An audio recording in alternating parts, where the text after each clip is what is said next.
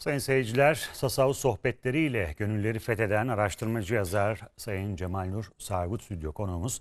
Yeni kitabınızı konuşacağız. Hoş geldiniz. Hoş bulduk efendim. Yayınımıza. Teşekkür ederim. Evet, şu an elimde tutuyorum. Ya Allah'ın Sevdikleri bu kitabın adı. Evet. Hayırlı olsun. Teşekkür ederim. Burada gördüğümüz kadarıyla bir serinin son Evet, eseri. evet. Tasavvuf Sohbetleri serisinde Dinle, Aşktan Dinle, Allah'ıma Sefere Çıktım.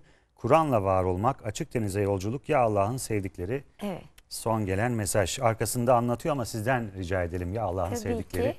Efendim Nereden, ben nasıl bu doğdu? hikayeden hep çok etkilenmişimdir.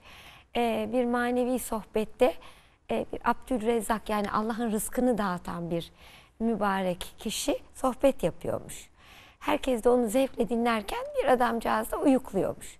O sırada yanındaki onu dürtmüş. Demiş ki, kardeşim bak ne güzel bir sohbet yapılıyor. Kalk da dinle. O da hayır ben dinlemeyeceğim demiş, uyumaya devam etmiş. Adam iyice üzülmüş. Demiş ki dinlesene, böyle bir fırsat ele geçmez.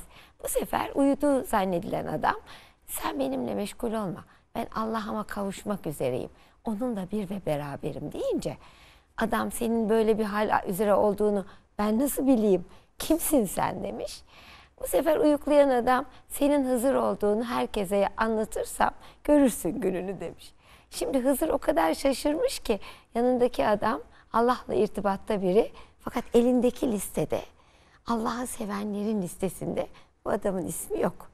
Allah'a demiş ki, Allah'ım bu adam seninle irtibatta olduğunu söylüyor ama senin sevenlerin listesinde ismi yok. Kimdir bu? Meleğin olan ben bile bunu tanımıyorum deyince Allah'ın cevabı muazzam. Ey Hızır, ya benim sevdiklerim demiş. Demek ki Allah'ın sevdikleri bir grup var bu alemde. Zaten Allah'ın sevmediği yok da Allah'ın daha değer verdiği, daha önemsediği, ona daha yakın olan, onunla irtibatı daha fazla olan bir grup var. Ben de onları anlatmaya çalıştım bu sevgililer gününde. Tabii ki çabucak okunacak da bir kitap değil aslında. Çünkü okudukça tekrar dönüp dönüp okumak gerekiyor. Çok güzel anlatmışsınız benim gözlemleyebildiğim kadarıyla. Olabildiğince tabii vaktimiz de dar olduğu için aktarmak da istiyorum sayın seyircilerimize. Şimdi sevdikleri, sevmedikleri dediğimiz zaman referansımız neresi oluyor? Şimdi Kur'an'da çeşitli ayetlerde anlatılıyor. Siz burada tabii özel insanları anlatıyorsunuz ama izleyenler açısından o seviyeye ulaşmak için ne yapmak gerekiyor? İnşallah Allah nasip etsin cümlemize. Aslında onun yapma dediklerini yapmamak, yap dediklerini yapmak gibi çok basit bir şeyle başlıyor olay. Yani Kur'an-ı Kerim'in emirlerine uymak, peygamberin sünnetine uymak. Malum haliniz, insan suçlandığı zaman iki şahit isterler. Biz de öbür aleme iki şahitle gideceğiz. Biri ilim, diğeri amel. İlmimizi Kur'an'dan aldığımız ilim olacak. Amel de peygamberin sünneti. Çünkü Allah-u Azimüşşan bize çok güzel bir örnek yaratmış. Herhalde en sevdiği o olsa gerek. Neden? O örnekte bir varlık yok, benlik yok, hiçlik var, yokluk var, gariplik var. Dolayısıyla onun yokluğu ve hiçliği içinden Allah tecelli edebiliyor, aşikar olabiliyor, ortaya çıkabiliyor. Bu kadar güzel bir örnek görülmemiş. Başlangıç onun nuru Muhammedisi, manası, sonu mübarek vücudu. Hepimiz de ondan var olduk. Dolayısıyla en sevdiği peygamber olduğu için öyle başladım ben de. Peygamberi sevmek, Ehl-i Beyt'i sevmek demek. Ehl-i Beyt'i anlatmaya çalıştım.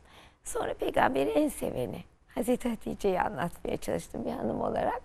Ve sonra da Kur'an'ın yere göğe koyamadığı Safiye makamının temsilcisi Hazreti Meryem'i anlattık.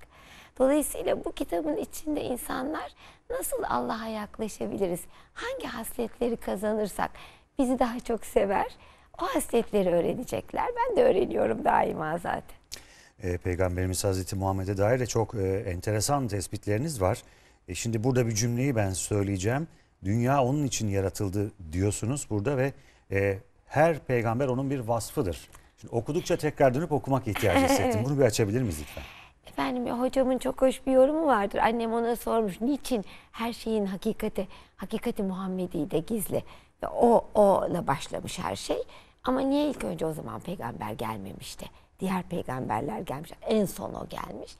Çok güzel bir örnek vermiş hocam. Demiş ki mesela canın şeftali istediği zaman onun çekirdeğini toprağa gömersin. Onu nuru Muhammedi olarak düşün. Yavaş yavaş, toprak yokluk yeri. Oradan büyüdü ağaç. Hazreti Adem tecelli etti. Dallar, çeşitli peygamberler tecelli etti. En son meyve olan mübarek vücudu geldi. İçinde gene aynı çekirdek var. Demek ki o olana kadar tekamülde birçok isimler zuhur ediyor.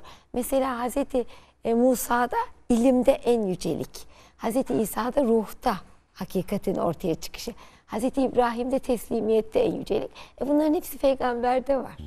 Dolayısıyla onlar birer örnek olarak yaratılmış, toplam olarak mübarek vücudunda peygamber tecelli etmiş. Onun için peygamber geldiği anda diğer bütün peygamberlerin devri tamamlanmış. Birkaç sayfa sonrasında yine çok derin ama kısa bir cümle var. Kur'an'la ikiz. Evet. Bunu biraz açabilir miyiz? Peygamberin bir hadisi bu. Yani insan kendi varlığını, kendi nefsani egosunu yok ettiği zaman, arzu ve isteklerini, alışkanlıklarını yok ettiği zaman onda Allah'ın manası zuhur eder. Allah'ın manası da Kur'an'dır. Kamil insan, yani yok olmuş insan, ölmeden önce ölmüş diyoruz biz tasavvufta. Nefsinden ölmüş olan insan, onda Allah'ın tecellisi vardır. Zuhuru, ayna gibi Allah'ın isminin görüntüsü vardır. Bu görüntülerden dolayı da o hakikaten Kur'an'ın manasını aksettir. Bana şunu çağrıştırdı. Zincirlikuyu'da mezarlıkta yazar, her nefs, her canlı bir gün ölümü tadacaktır. Evet. Buradaki ölüm aslında bedensel ölümden farklı bir şey değil midir? Çok doğru. Bu İncil'de de Hazreti İsa tarafından şöyle geçiyor. 2 kere doğmayan melekuta erişemez. Bir anamızın karnından doğduğumuz gün var ama maalesef o gün nefsimiz azgın doğuyoruz. Bir de nefisle mücadele ederek bu alemde yaşarken bütün egolarımızdan, aşırı arzu ve isteklerimizden, kırmaktan, kırılmaktan, bütün kötü huylarımızdan geçip onları iyiye tebdil ettiğimiz zaman, o zaman biz ikinci doğumu yaşıyoruz yahut ölmeden önce ölmeyi yaşıyoruz. O zaman da alemin manasını idrak ediyoruz. Yine kitaptan bir cümle. Hazreti Hatice'yi sevmeden peygamberimizi çok kolay tanıyamayız. Bir de Ehl-i Beyt'e doğru açıdan bakıldığında başka ne gibi güzellikler ortaya çıkıyor? Bunu da vaktimiz dar olduğu için böyle ekleyerek soruyorum. Peygamberin her bir özelliğinin zirvedeki temsili Ehl-i Beyt'te zuhur etmiştir. Af, sevgi, kucaklama. Mesela Ehl-i Beyt çok acılar çektiğini de görüyoruz ve hepsi özellikle 12 imamı öldürüyorlar kendisinden sonra gelen. Fakat bütün bunların yanı sıra onlarda iyi huy, af, cömertlik, peygamberde zuhur eden ahlak-ı Muhammedi'yi Ehl-i Beyt'te seyrediyoruz. Neden bunlara ihtiyacımız var? Peygambere soruyorlar, din nedir ya Resulallah? Güzel ahlaktır diyor. Sağına geçiyorlar, gene güzel ahlaktır. Soluna geçiyorlar, güzel ahlak. Demek ki insanın mümin olması için mutlaka güzel ahlaka sahip olması lazım. Birinci planda. O halde Ehl-i Beyt'te nasıl bir güzel ahlak? Onu sergiliyor. Onun için Ehl-i Beyt'i tanımak çok önemli. Peygamberi tanımış oluyoruz onlar vasıtasıyla. Orada yine bir parantez açsak, Hazreti Muhammed'i kul olarak baktığımızda nasıl görebiliyoruz? İşte her şey kullukta. Çünkü kulluk makamların en yücesidir. Biz kul deyince biraz böyle hafif bir şey geliyor ama neden? Kul olabilmek, yok olabilmek demektir. Peygamber Efendimiz'e Cebrail Aleyhisselam gelip bir padişah peygamber mi olmak istersin, kul peygamber mi dediğinde o garipliği, yokluğu, fakrı tercih etti. Fakirliği. Yani bir varlık istemedi. Çünkü o biliyordu ki Allah'a giderken hiçbir şey götürmemesi gerekiyor. Hatta peygamberlik bile bu alemde bir rütbedir. Ama onu götürecek olan aşkı, sevgisi, muhabbeti ve hizmetidir. Bunlar götürüyor insanı Allah. Rütbeler götürmüyor. İşte bu hale gelebilmek için Peygamber Efendimiz kulluğu, yokluğu, hiçliği tercih etti. Yani o bir ayna gibi, öyle bir tertemiz ayna ki bütün Allah'ın isimlerini orada, zatını demiyorum. Zat-ı ilahisini kimsenin bilmesi mümkün değil Allah'ın. Ama bütün isimlerini peygamberde görüyoruz. Peki son olarak kitabın çıkış tarihi 14 Şubat.